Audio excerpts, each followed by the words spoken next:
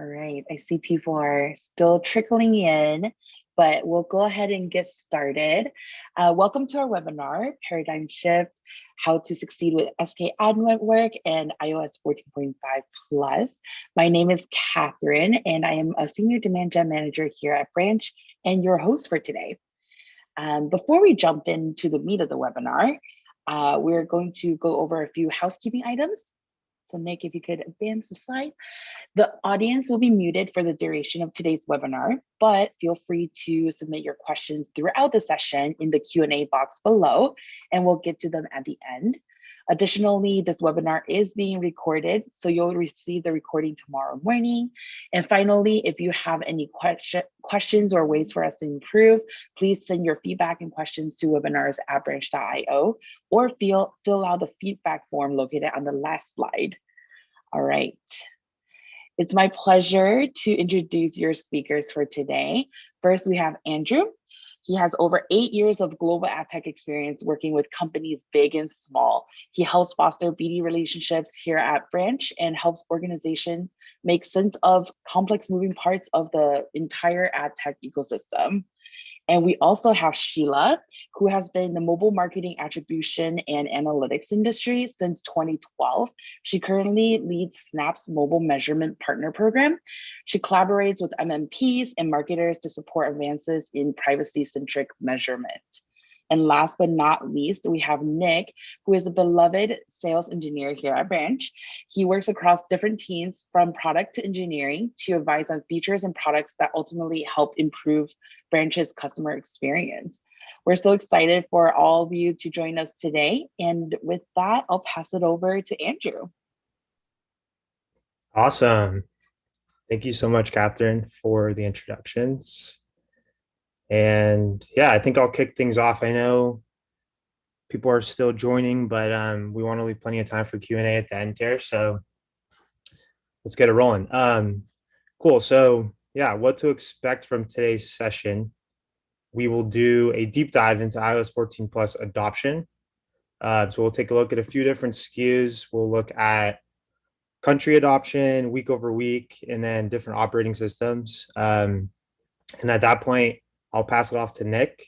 He will do a Branch SKAdNetwork dashboard walkthrough. So it'll be a good way to see kind of what customers are looking at. And then at that point, we'll pass it off to Sheila. And really excited for this. She will be doing a Snap SKAdNetwork setup overview. And then, like I said, hopefully we have a lot of time for some Q&A and get a chance to answer your guys' questions. Cool. So yeah, I think I'll just touch on this briefly for anyone that isn't too familiar with what Branch does. Hopefully not too many of you. Branch's mission, pretty much from day one of founding the company, is to help our customers strengthen their user experiences, provide more seamless, comprehensive measurement, and that's across all channels and all platforms. As app growth has continued rapid growth for companies, user experiences are even more important today and will continue to be more important. And we feel that, focusing on that user experience is going to be key for marketers as they decide budgets, campaigns moving forward. Partners, have always played a really important role in the way that we accomplish this for our customers.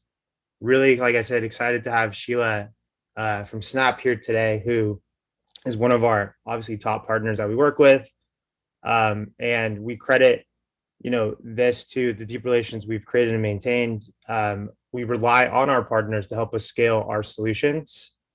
And we couldn't do what we do today without our partners' active participation, because they really help us bring our solutions to the overall market. Cool. I'll do one quick overview of Branch, like I said, for those who don't know what we do. Branch essentially is a linking platform. What that means is that our clients use our links, or in this case, our integrations through Snap, our API integrations, across all sorts of channels. So you see on the left there, some of the channels. There also are some other channels not listed, such as QR code. We've seen some pretty big adoption of QR codes, especially in the pandemic.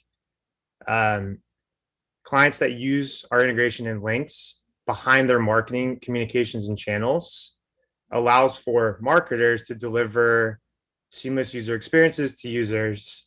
As you can see in this diagram, users basically can go right into the app if they have the app. If they don't have the app, they can go to the App Store or the web.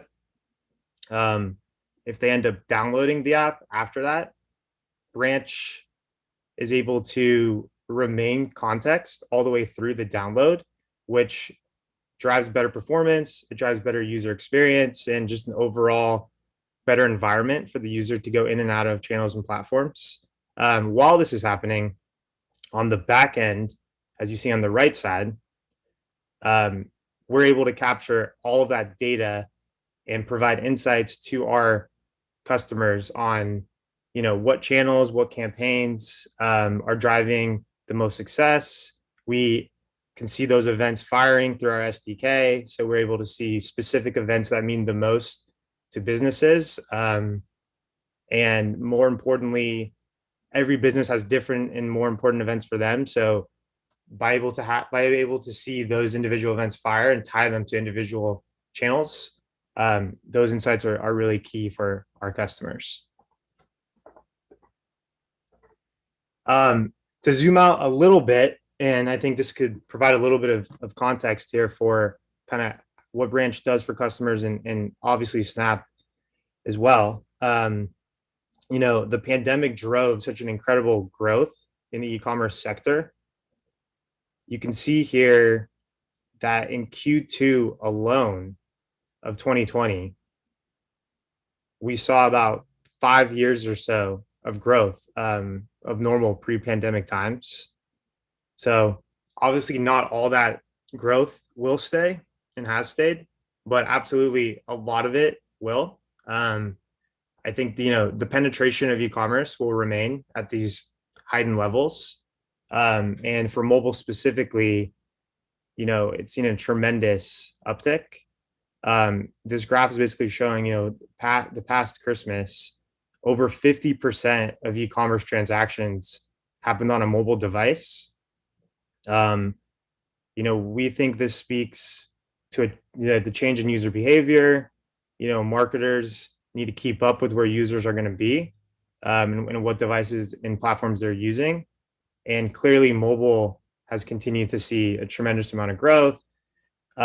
Snap obviously is a mobile first company. I think Sheila would agree, and Snap as a whole, that mobile is at the center of where marketers should be focusing their budgets, their campaigns, and how they plan for the future to reach their audiences.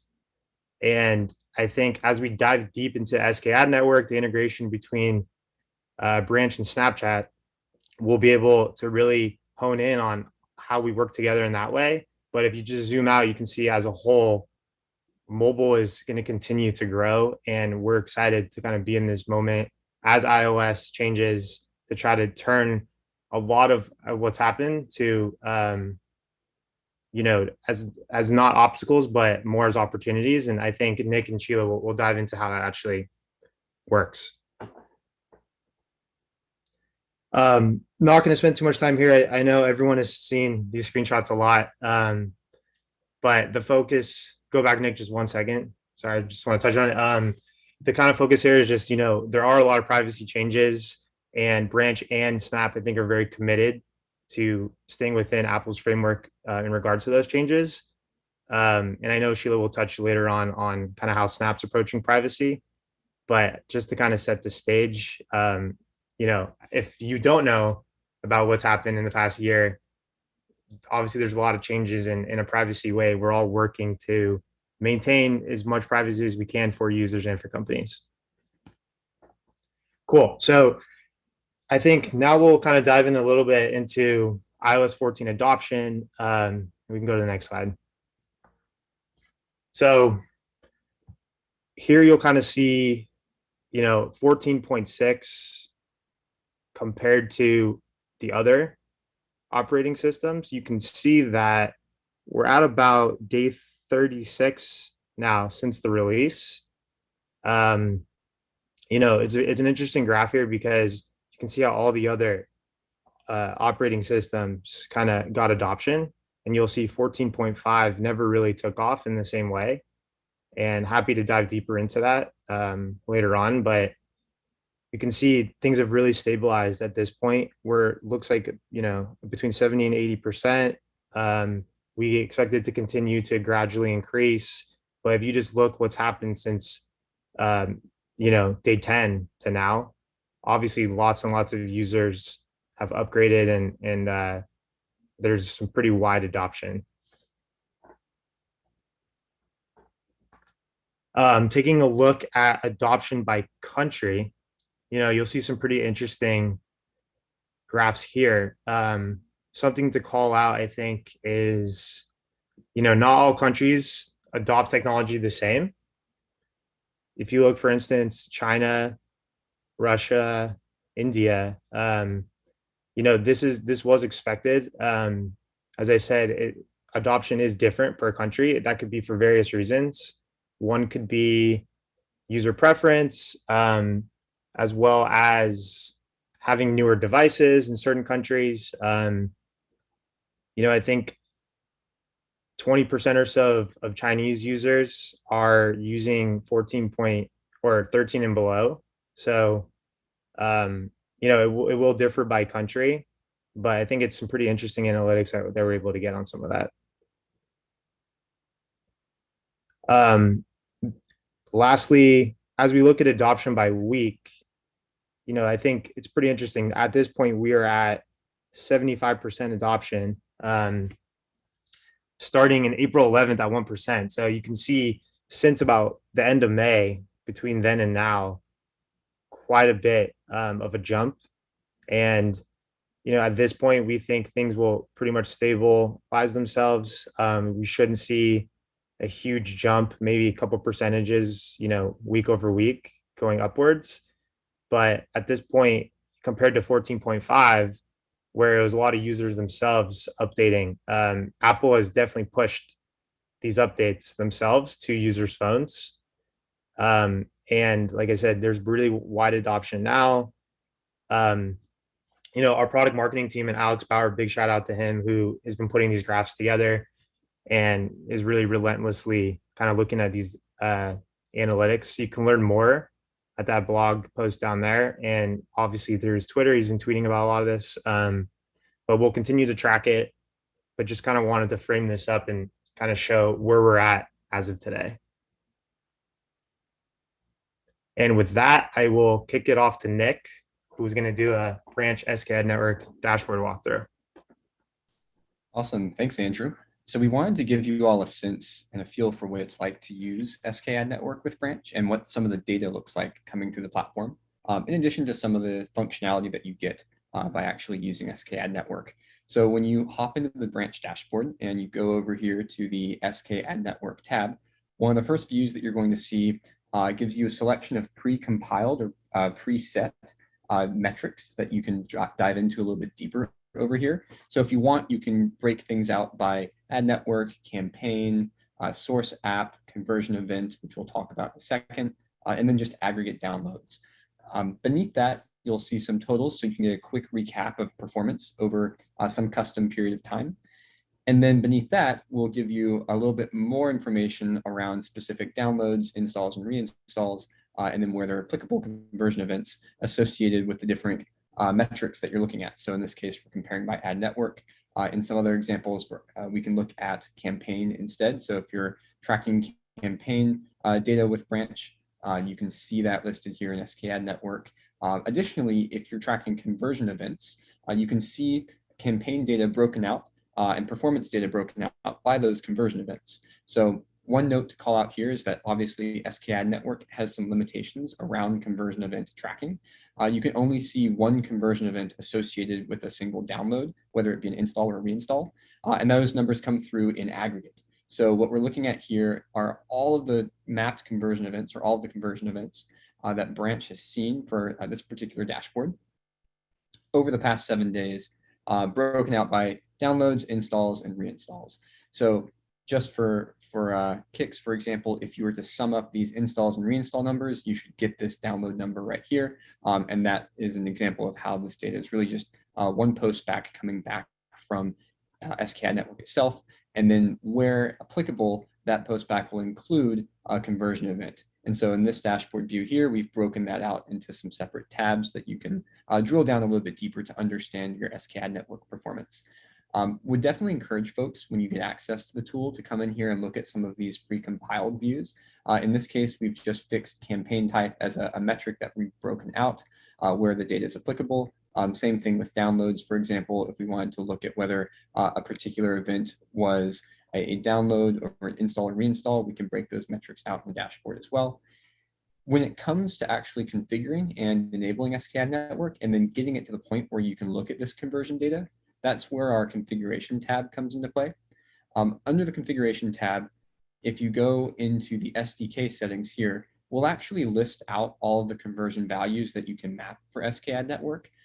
Per Apple's limitation, this comes in about 63 conversion values. So you get numbers 0 to 63 or 64 total conversion values that you have the ability to map. And then SKAdNetwork will send back the conversion value that has the highest value associated with it. So we encourage folks, when they set this up, to map their conversion values onto their funnel. If you have users who come into the app, complete a sign-up event, and then potentially a viewed item event, add to cart, and then purchase, you would want to stack that in such a way that purchase would likely be the highest conversion value for you, so that you always get to track purchase events. Additionally, and we're actually just rolling this out today on the Branch platform, you have the ability to specify revenue ranges for those events that get tracked with Branch. So if you're tracking a purchase event, for example,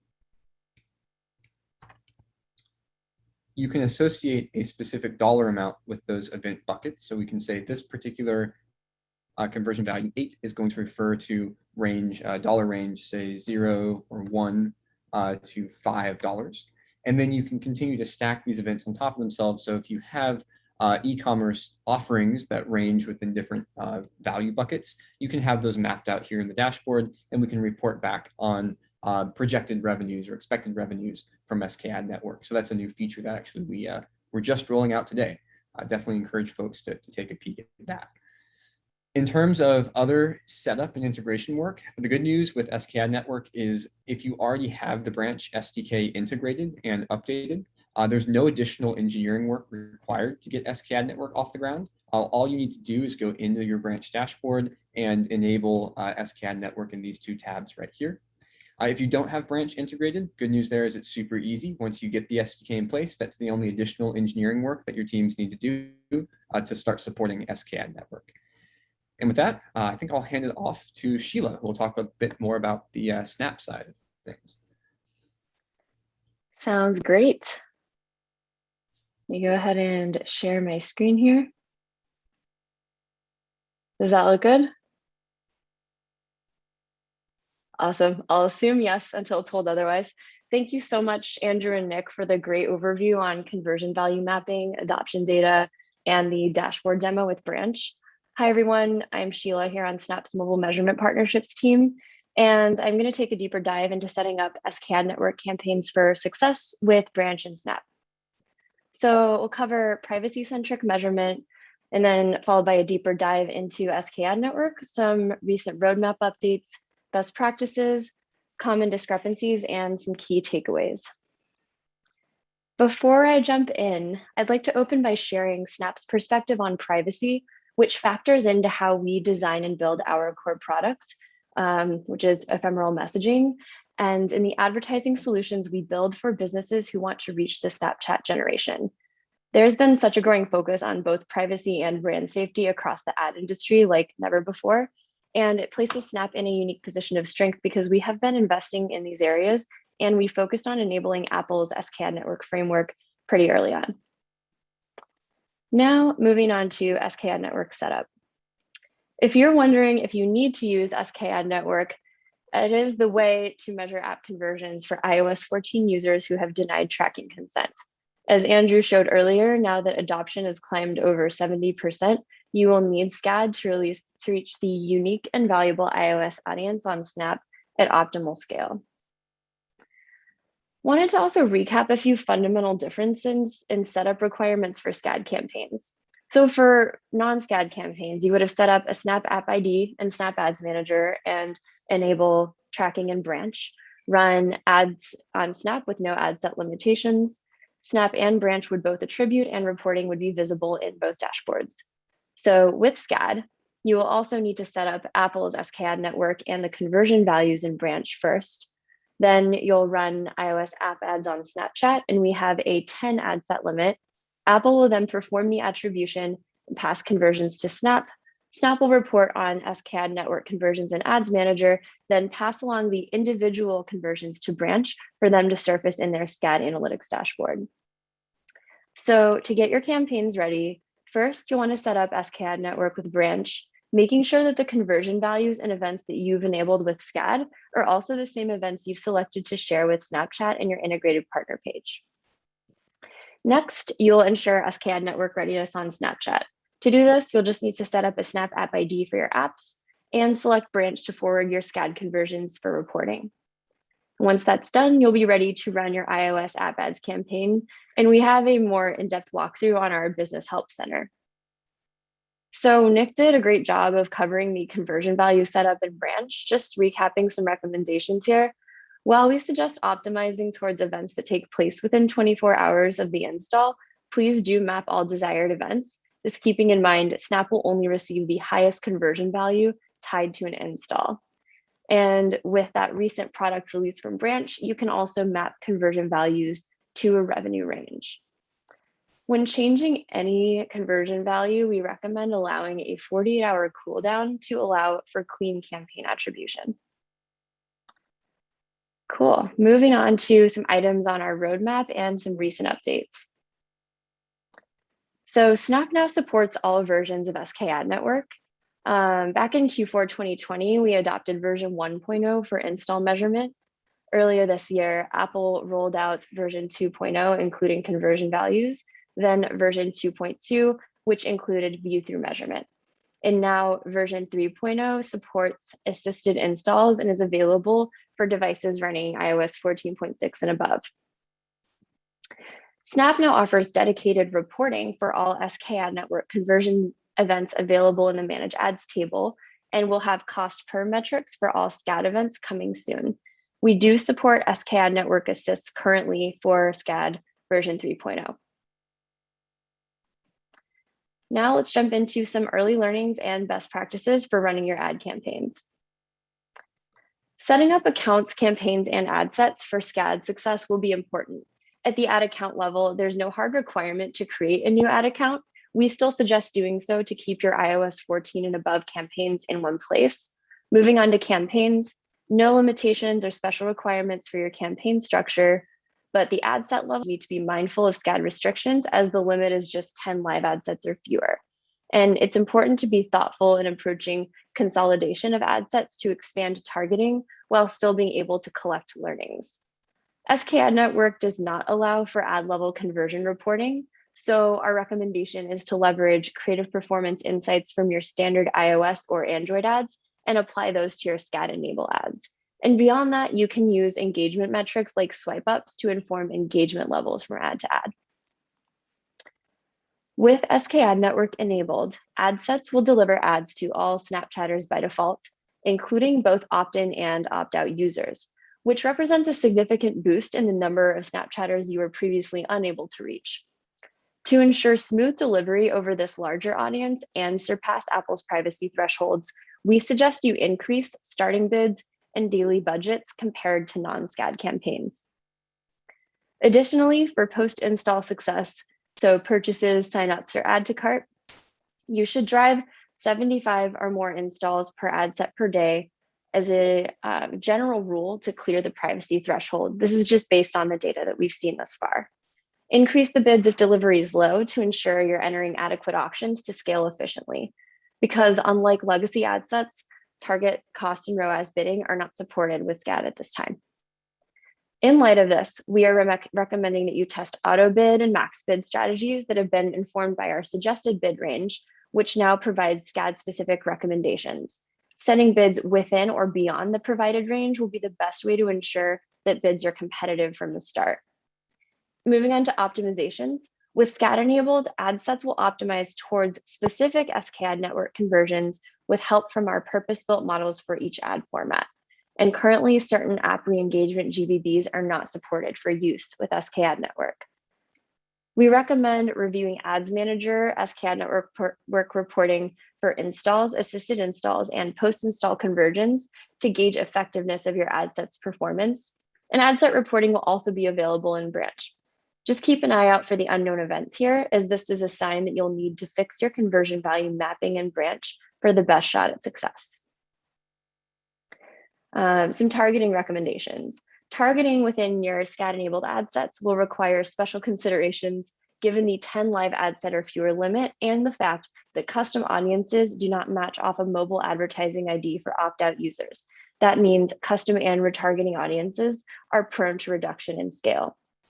So you'll need to broaden targeting to ensure a smooth delivery, name the ad sets explicitly, and leverage multi-country and worldwide targeting to consolidate ad sets.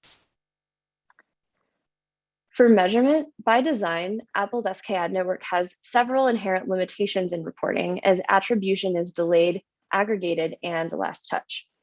It'll be important to review Ads Manager SKAdNetwork reporting for install, assists, and post-install conversions to gauge performance.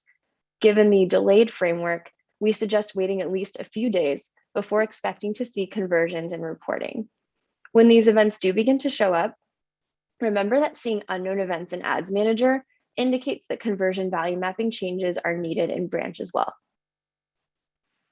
Next up in our list of best practices is planning around cooldown timing. The virtue of SKAdNetwork patience extends beyond initial setup and review, as it's also important when it comes to adding new ad sets to your account once that 10 ad set limit is hit. After hitting the limit, you'll need to disable an SKAdNetwork ad set to add in a new one. In this case, we suggest toggling off the existing ad set and plan on waiting for at least 72 hours so that the paused ad set can retain any delayed attributed conversions. And that should allow for the cleanest reporting when the new ad set does go live.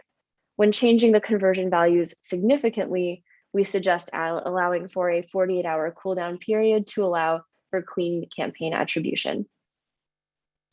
So when using SKAdNetwork, it'll be necessary to be patient. And with all that in mind, here's a quick breakdown of the best practices from setup to reviewing performance.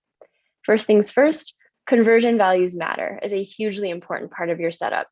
Without these events mapped correctly, we'll have a difficult time optimizing your ad sets and reporting on your true performance. Please map the conversion values for events occurring within 24 hours after an install, as well as any other Snapchat optimizable events, such as add to carts or purchases, wherever appropriate. With your events mapped and your ad sets going live, please be patient and try not to pause prematurely. With SKAdNetwork limitations, initial delivery might be slow to ramp up, so if delivery remains low after launching, try increasing your bids and ensure that budgets are high enough to surpass the privacy threshold. Beyond that, keep the ad sets live for 2 weeks or longer to get optimal learnings. Some GBBs will learn more slowly than others.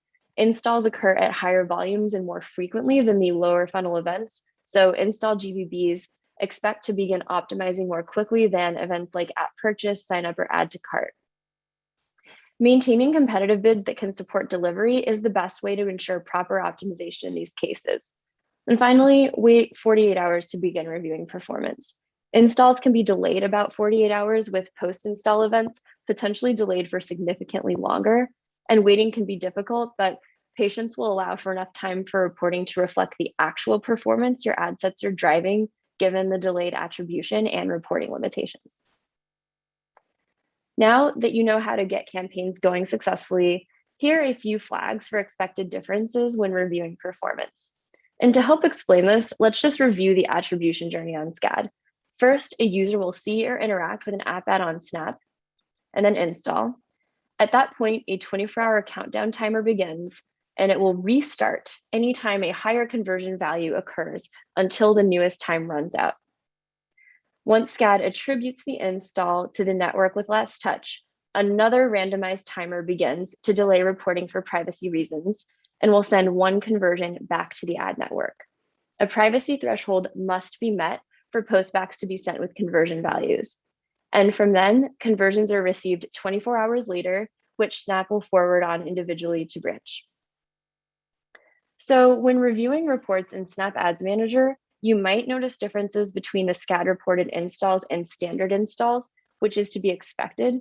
SKAd reports are based on Apple's attribution framework. They only include installs where Apple has awarded last touch credit to Snap within a 30-day, one-day attribution window. Whereas the standard iOS install column reports on both made opt-in users and madeless users whom we match using proprietary attribution methods. Furthermore, this column includes installs in which Snap was responsible for a click or view within the attribution window, regardless of last touch. So it will not be possible to deduplicate these columns as they're based on completely different methodologies. Privacy thresholds. Post-install events are the biggest challenge with privacy thresholds. If you are not seeing conversion values in your SKAdNetwork reports, there are two potential causes. First, Apple does apply a privacy threshold to their attribution framework. They will only send conversion events if the event volume meets their minimum threshold, and they will send through the conversion value as null. This framework is not shared by Apple. However, if you're seeing a lot of unknown events, that's where you should review the conversion value mapping in Branch or in Snapchat Ads Manager just to ensure that events you're measuring with SKAd are also set up correctly. Other potential areas for discrepancy, good news here, both Snap and Branch report on campaign level reporting and ad set level reporting. There are some cases where ad set reporting is only available through export options with an MMP and not in the dashboard, which is not the case with Branch. So our recommendation is that you can check both Snapchat Ads Manager and Branch for campaign and ad set level reporting. And then in Snap Ads Manager, you can get the engagement metrics for ad level data. If you're comparing results daily, you might run into discrepancies depending on how an MMP reports on install time. So Snap will report the install time as we receive the post back from Apple. Since Apple includes a random 0 to 24-hour delay in sending the post back, some MMPs report based on an estimated time of install. This is not an expected issue for Branch since we're using the same time, but we do recommend, if that is the case, that you look at install reports on a weekly or a bi-weekly basis as well. So outside of the install time delay we just mentioned, there should be no other reason for Snap to have discrepancies with MMP reporting for SKAd. So if you are seeing greater than a 5 to 10% difference over 2 weeks of running a campaign, please flag this with your Snap and Branch representatives for review so we can take a closer look. If you have any questions, please don't hesitate to check out our iOS resource hub at businesshelp.snap.com, or you can contact your Snapchat account representative or support team. And now let's move on to Q&A. Awesome. Thank you so much, Sheila, Andrew, and Nick, for that wonderful presentation and your insights. We actually have a good list of questions already. Try to separate them so that they're relevant to each topic. But for Sheila, I'll start with you. How much do I need to spend on Snap to meet minimum privacy thresholds from Apple? So there's no specific spend threshold. Upon reviewing the data, we have usually found that the campaigns with at least 75 installs per day are hitting the minimum for Apple to share the conversion value, but that might vary. So it's just a good goal per day to clear the privacy threshold with any of the post-install GBVs, purchase or sign up or add to cart. Great. And then the second one, does Snap plan on increasing the number of ad sets available for SKAd optimization? That's a good question. We are reviewing and considering options here because it's a very common request, and we will always base decisions like this on advertiser performance and also buying flexibility. And then the next one, where can I check reporting to see if I have null conversion values versus unknown events? So in Snap Ads Manager, you would select the columns SKAdNetwork unknown events and SKAdNetwork app installs, We will soon be adding the reporting options for null conversion events. And null, again, means Apple is not passing the conversion value because the campaign volume hasn't hit the privacy threshold. But you can currently see this in branch reporting. Great. And then if I change my conversion value mapping in branch, will Snap campaigns get paused? We don't enforce a campaign pause when you change the conversion value mapping in branch, but we do strongly recommend a 48-hour slowdown to ensure cleaner attribution data. Patience is key. Yeah. Great. And then I think passing it over to branch side, any thoughts on why did iOS 14.5 never get wide adoption? Yeah, I can take that, Nick. It's a good question. So we think, Apple had, some pretty significant bugs in 14.5, primarily related to ATT and security issues. When they fixed several of those issues, they never triggered an auto update, which basically means the only users that installed it were the ones that went and hunted for it, essentially, in their settings app.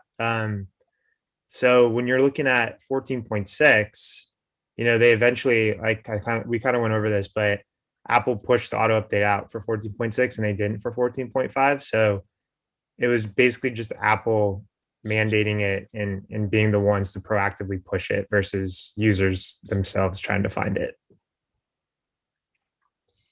And then related, does it seem that iOS 14.6 is topping out slightly lower than previous versions? Yeah, another good question. So I think originally we thought that was the case as well. As we look at the graph, though, it doesn't appear to be happening that way. It's actually continuing to climb. We think ultimately we'll probably see 14.6 ending up right around the same range that the other widely adopted, previous operating versions landed. Also, it's important to call out here that although, we're tracking 14.6 adoption, there is a 14.7 beta around the corner that is wrapping up. So we will begin this journey all over again and see the curve start from the bottom once 14.7 does get rolled out. But all of that being said, the big takeaway here is ATT is heavily enforced for the majority of iOS traffic. So nothing we were talking about today should be impacted, even when there's a newer version being pushed. It's still the same principles, for branch and for Snap will apply. And then any thoughts on why some countries are slower to adopt iOS 14.6 than others? Yeah, so we touched on this a little, I think, previously, but it's not, there's a perception that some countries are slower than others. It's not actually that they're slower. It's really that the amount of devices and, potential updaters is a smaller pool.